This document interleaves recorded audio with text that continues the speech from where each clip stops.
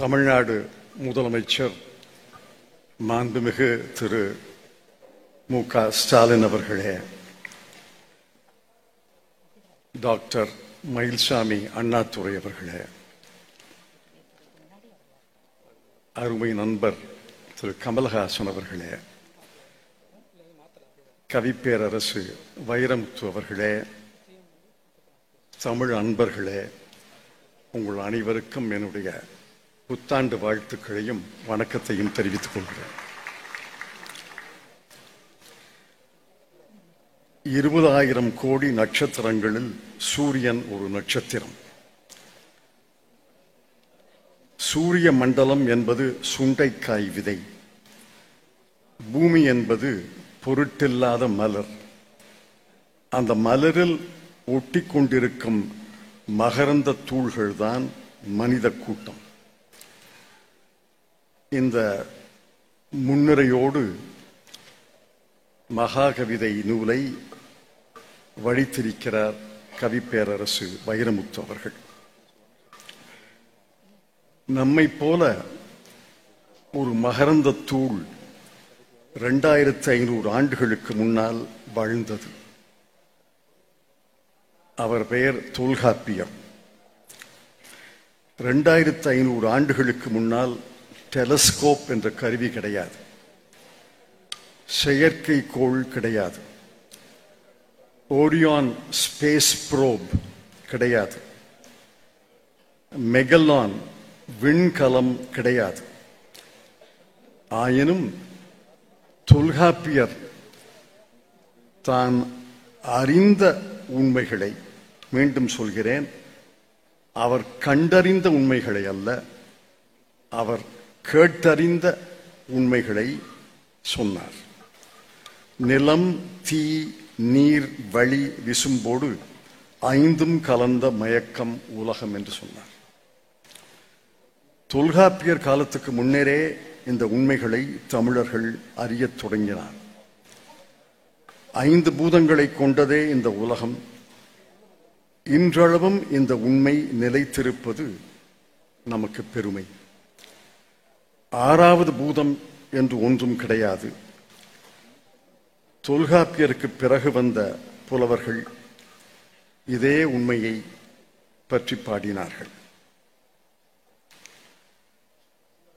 உலகம் தோன்றிய கதை மகா கதை. நீண்ட நெடிய எண்ண முடியாத காலத்தூரத்தில் தொடங்கிய கதை. இதுதான் பரிணாமத்தின் வரலாறு. நான் கதையை பாடம் கேட்பது ஒன்று, கவிஞர் ஒருவர் கதையை பாடம் கேட்பது வேறு. கவியும் கதையும் சந்திக்கும் இடத்தில்தான் கவிதை பிறக்கிறது. இப்படித்தான் கவிப்பேரரசு வைரமுத்து அவர்கள் இந்த மகா கதையை சந்திக்கும் இடத்துல மகா கவிதை பிறந்தது என்று நான் நினைக்கிறேன். சராசரி இந்தியனின் வயது ஏறத்தாழ 70. நாம் வாழ்கின்ற 70 ஆண்டுகளிலே இவ்வளவு தெரிந்தால் போதும் என்று நாம் சமாதானம் அடைந்து விடுகிறோம். உதாரணமாக, பரிணாம வரலாற்றை 3 சொற்களில் அடக்கி விடுகிறோம். குரங்கிலிருந்து பிறந்தான் மனிதன். அதுதான் நம்மில் பலருக்கு தெரிந்த பரிணாம வரலாறு. அது போதும் என்று சமாதானம் அடைந்து விடுகிறோம். ஆனால் அந்த 3 சொற்களில் மட்டும் பரிணாம வரலாறு அடங்கி விடாது என்று சொல்கிறது மகா கவிதை. கவிஞர் சொல்கிறார், 450 கோடி ஆண்டுகளுக்கு 450 கோடி ஆண்டுகளாக இந்த மண்ணுருண்டை சுழல்கிறது. அந்த சுழற்சி தான் பூமியின் சூழ்ச்சி. அந்த சுழற்சி தான் பரிணாமத்தின் தொடக்கம். கற்க கசடர கற்பவை கற்றபின் நிற்க அதற்கு தக என்பது குறள். இதற்கு பல அறிஞர்கள் உரை எழுதியிருக்கிறார்கள். நான் கொண்ட பொருள் என்ன? கற்க, கற்பவை கற்க, கசடரக் கற்க, அதற்கு பிறகு நிற்க. நிற்க என்றால் ஒரு ஆசானாக, ஒரு ஆசிரியராக, பேராசிரியராக நின்று தான் கற்றவற்றை மற்றவர்களுக்கு கற்பிக்க வேண்டும் என்று நான் பொருள் கொள்கிறேன். கற்றல், கற்பித்தல் தான் மானுடத்தை இயக்கும் சக்தி. அதைப் போலத்தான் தான் கற்றதை நமக்கு கற்பிக்கும் பேராசிரியராக வைரமுத்து அவர்கள் மாறியிருக்கிறார் என்று நான் நினைக்கிறேன். பேராசிரியர் வைரமுத்து மிகுந்த கவனத்துடன் ஒரு தற்காப்பு கவசத்தையும் அணிந்து கொள்கிறார். அவர் கெட்டிக்கார கவிஞர் அல்லவா? இதில் தகவல் பிழைகள் இருப்பின் அவை தரவு பிழைகளாகும் என்று ஒரு தற்காப்பு கவசம். இந்த கெட்டிக்காரத்தனத்தை மெச்ச வேண்டும். நேற்றைய தரவு, இன்றைய தகவல் இடைவெளி இருக்காது என்று கவிஞர் நம்பியிருக்கலாம். அந்த நம்பிக்கையில தான் கவிஞர் சொல்கிறார், இந்த மண்ணுருண்டையில் சுழற்சியின் ஏற்பட்ட மூத்த கருந்துளை, ஓல்டஸ்ட் பிளாக் ஹோல் 450 கோடி ஆண்டுகளுக்கு முன் தோன்றியது என்ற தரவை தகவலாக தருகிறார். பேராசிரியர் வைரமுத்து அவர்கள் என்னை மன்னிக்க வேண்டும். உலகின் மூத்த கருந்துளை 450 கோடி ஆண்டுகளுக்கு முன் தோன்றியது என்ற தரவு ஒரு சிறு பிழை. மூத்த கருந்துளை 1320 கோடி ஆண்டுகளுக்கு முன் தோன்றியது. இது புதிய தரவு. அதற்காக கவிஞர் வருத்தப்பட வேண்டாம். கவிஞருடைய தலை நிமிரவும், முதலமைச்சரின் தலை நிமிரவும், நம் எல்லோருடைய தலைகளும் நிமிரவும் ஒரு செய்தியை பகிர்ந்து கொள்கிறார். மூத்த கருந்துளையை யார் கண்டுபிடித்தது? எப்பொழுது கண்டுபிடித்தார்கள்? கொஞ்சம் மூச்சை நிறுத்திக்கிங்க. இதை கண்டுபிடித்து சொன்னது ஏல் பல்கலைக்கழகத்தின் ஃப்ரூட்டான் ப்ரொஃபஸர் ஆஃப் அஸ்ட்ரானமி, வானியல் துறையின் தலைவர் முனைவர் பிரியம்பதா நடராஜன் என்பவர் கண்டுபிடித்திருக்கிறார். கருந்துளை ஆராய்ச்சியின் முதன்மையானவர் முனைவர் பிரியம்பதா நடராஜன் அவர்கள் தமிழ்நாட்டிலே கோவையிலே பிறந்தவர். இப்ப மூச்சை விடலாம், நிமிர்ந்து பார்க்கலாம், மூச்சை விடலாம். கோவையில் பிறந்த தமிழர் இன்று சரியாக 50 நாட்களுக்கு முன் 2023ஆம் ஆண்டு நவம்பர் மாதம் 11ஆம் தேதி தான் இந்த ஆராய்ச்சியின் முடிவுகளை வெளியிட்டிருக்கிறார். நாம் எல்லாம் பெருமைப்பட்டுக் கொள்ளலாம். மகா கவிதையின் அடுத்த பதிப்பில் இந்த புதிய தரவை சேர்த்துக்கொள்ள கவிஞரை வேண்டுகிறேன். மகாகவிதையை பற்றி கவிதை மொழியிலேயே டாக்டர் மயில்சாமி அண்ணாதுரை அவர்கள் சொன்னார்கள்.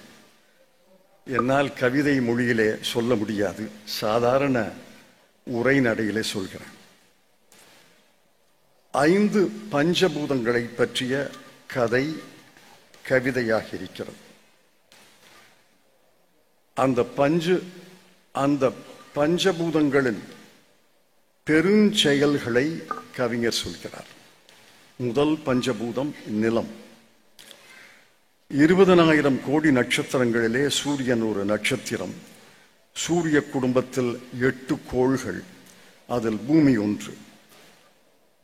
கவிஞர் மொழியிலேயே சொல்றேன், பிறப்புக்கும் இருப்புக்கும் இறப்புக்கும் சூரிய குடும்பத்தில் ஒரே இடம் பூமிதான். சுழற்சிதான் பூமியின் சூழ்ச்சி. சுழற்சி மலை செய்தது, பிறகு மணல் செய்தது, அதில் தாவரம் நுழைத்து மண் செய்தது, மண்ணிலிருந்து மானுடம் செய்தது. சூரியனை அணுகாது அகலாது இருப்பதுதான் பூமியின் சிறப்பு.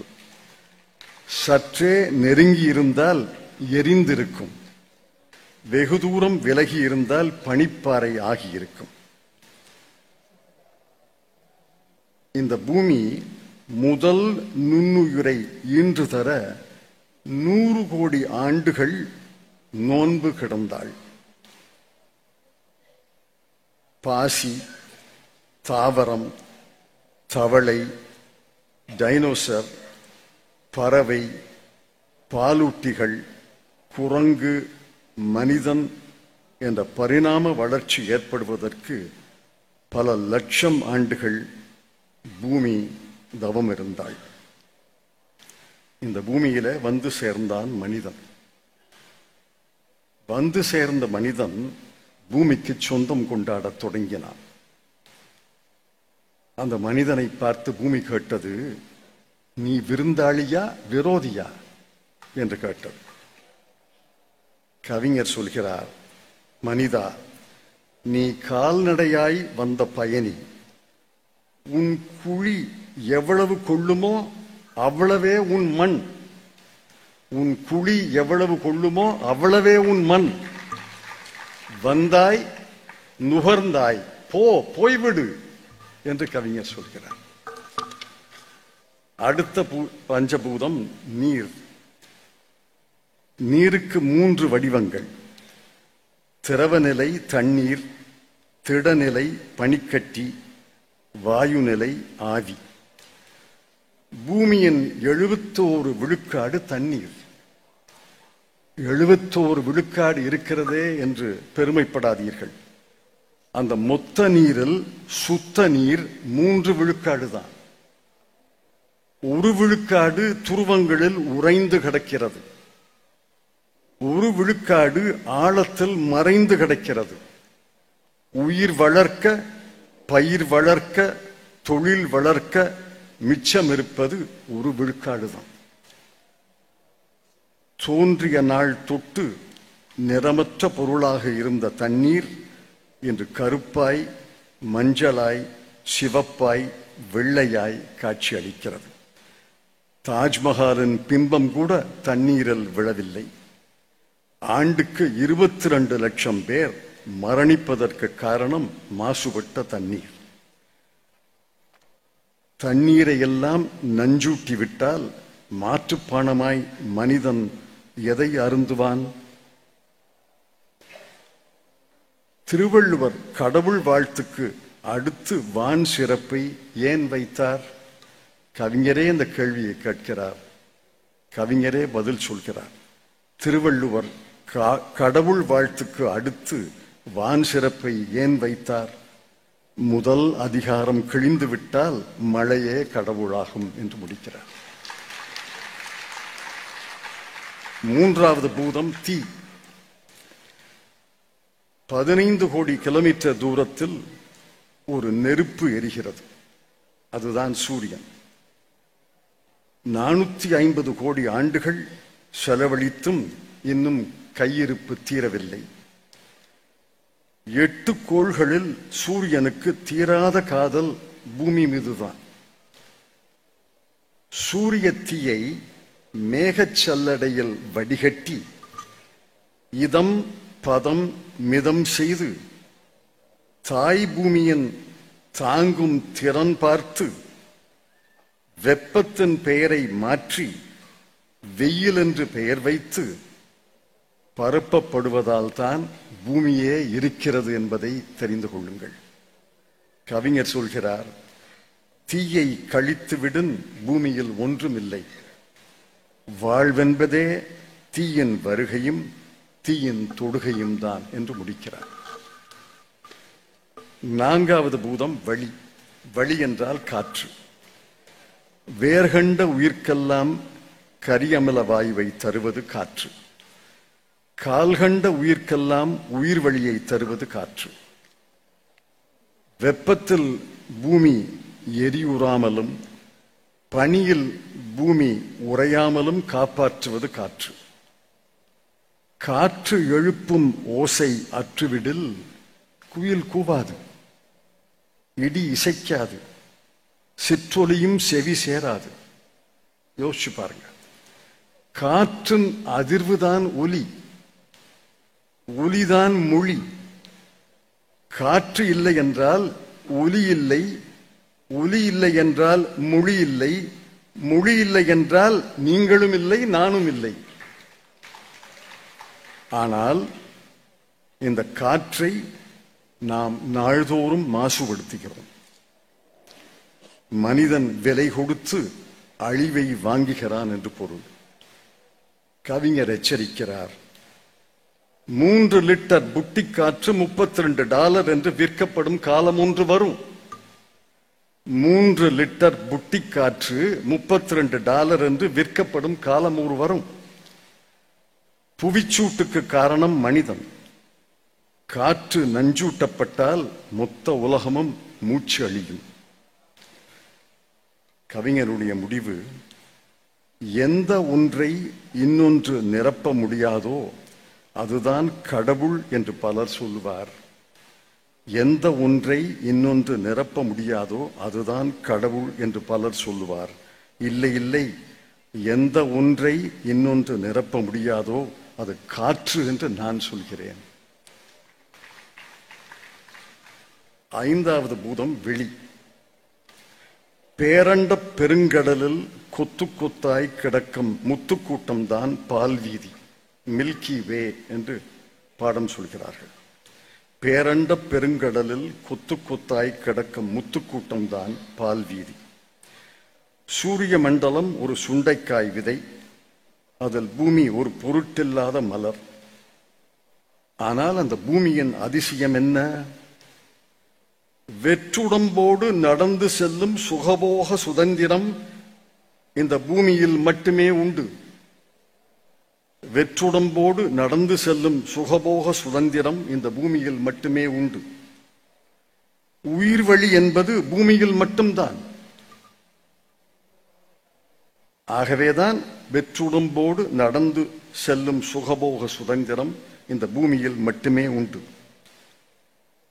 பூமி இல்லை என்றில் சூரிய குடும்பம் சூனிய குடும்பமாக ஆகியிருக்கும்.